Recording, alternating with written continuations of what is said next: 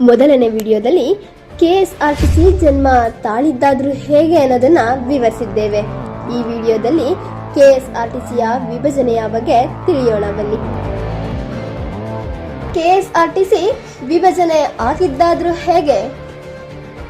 ದಿನ ದಿನ ಹೆಮ್ಮರವಾಗಿ ಬೆಳೀತಾ ಹೋಗ್ತಾ ಇದ್ದಂತಹ ಈ ಕೆಎಸ್ಆರ್ಟಿಸಿಯನ್ನ ನಿರ್ವಹಣೆ ಮಾಡೋದು ಸುಲಭದ ಮಾತಾಗಿರಲಿಲ್ಲ.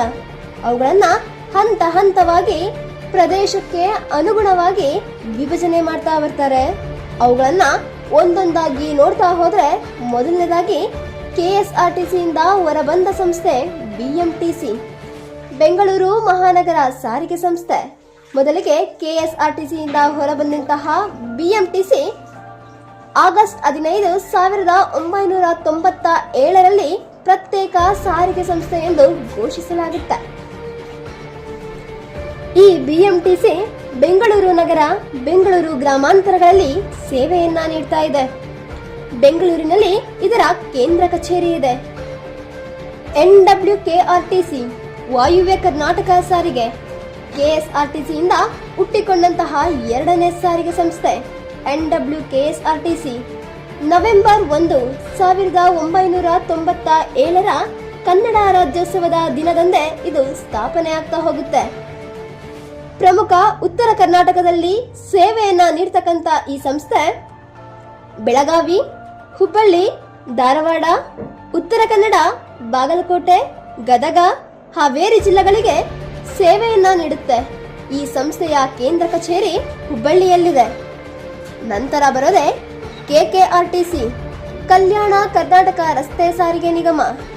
ಇದು ಕೆಎಸ್ಆರ್ಟಿಸಿಯಿಂದ ಜನ್ಮ ತಾಳಿದ ಮತ್ತೊಂದು ಸಾರಿಗೆ ಸಂಸ್ಥೆ.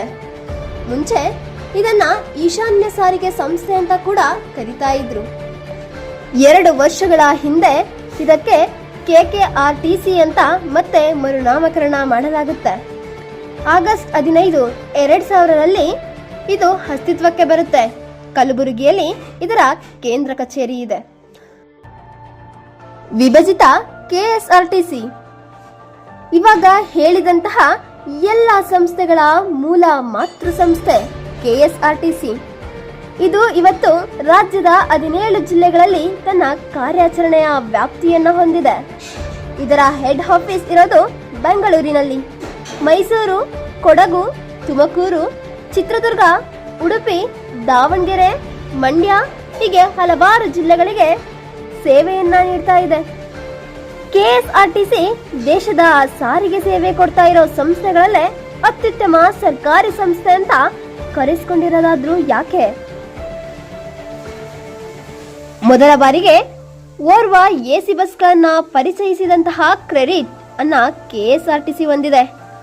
ಅಂಬಾರಿ, ಐರಾವತ, ರಾಜಹಂಸ, ಐಷಾರಾಮಿ ಹಾಗೂ ಎಕನಾಮಿಕ್ ಕ್ಲಾಸ್ ಸೇವೆಯನ್ನ ಕೂಡ ಇದು ನೀಡ್ತಾ ಇದೆ.